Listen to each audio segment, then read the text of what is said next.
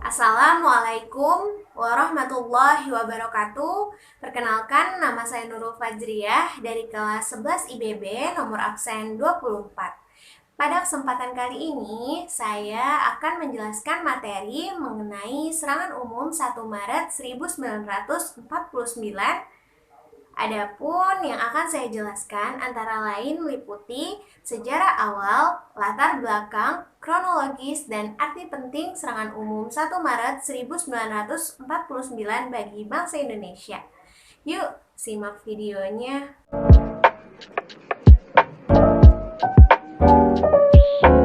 Serangan umum 1 Maret 1949 merupakan peristiwa bersejarah yang tercatat pasca kemerdekaan Indonesia. Serangan umum tersebut merupakan serangan yang dilakukan secara besar-besaran oleh tentara Indonesia terhadap Belanda. Serangan umum tersebut merupakan respons militer Indonesia terhadap peristiwa agresi militer Belanda II yang terjadi sebelumnya. Melalui serangan umum 1 Maret 1949 ini, rakyat Indonesia ingin merebut kembali kota Yogyakarta dan ingin menunjukkan kepada dunia bahwasanya negara Indonesia masih eksis berdiri.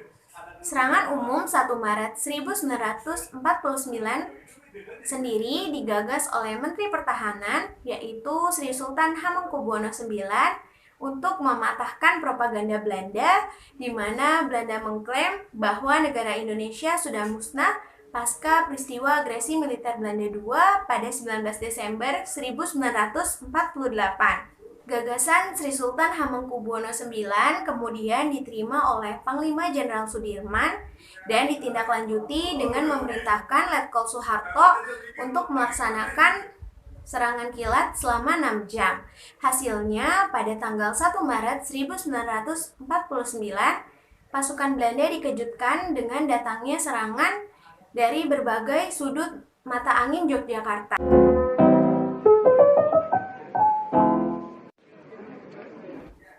Propaganda Belanda yang mengatakan bahwa negara Indonesia sudah musnah pasca peristiwa agresi militer Belanda II pada 19 Desember 1948 lah yang menjadi latar belakang utama serangan umum 1 Maret 1949.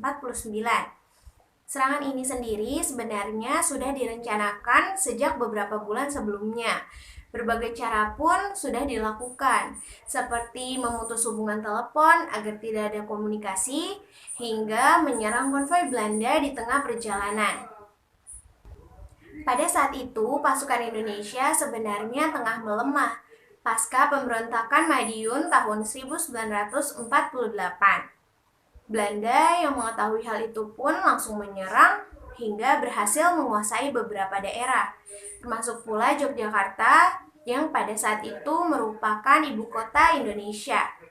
Banyak pesawat tempur dan pasukan yang datang untuk menahan para pimpinan Indonesia agar tak lagi dapat memberontak. Para panglima dan petinggi Indonesia tak tinggal diam. Untuk melangsungkan serangan balik, para panglima Indonesia melaksanakan sabotase.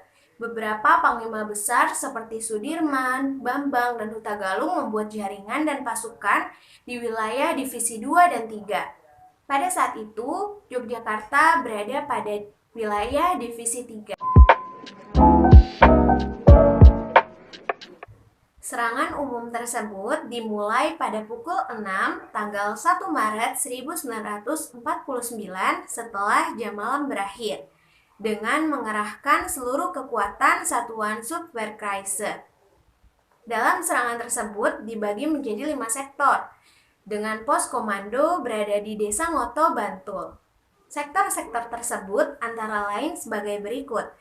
Pertama, sektor utara di bawah pimpinan Mayor Kusno. Kedua, sektor timur dan sektor selatan di bawah pimpinan Mayor Sarjono. Ketiga, sektor barat di bawah pimpinan Mayor Venje Sumual. Keempat, sektor kota di bawah pimpinan Letnan Amir Murtono dan Letnan Masduki. Kelima, Letkol Soeharto memimpin pasukannya dimulai dari sektor barat hingga batas Jalan Malioboro. Serangan dimulai pada saat sirine berbunyi sebagai tanda jam malam telah berakhir. Keberhasilan serangan umum 1 Maret 1949 amat sangat ditentukan oleh peran Sri Sultan Hamengkubuwono IX yang memungkinkan pasukan TNI untuk menyusup ke dalam kota Yogyakarta. Dalam waktu yang relatif singkat, pasukan TNI berhasil memukul mundur pasukan Belanda keluar kota Yogyakarta. Pada pukul 12 waktu Indonesia Barat, TNI mampu menduduki dan mengendalikan seluruh kota Yogyakarta kembali.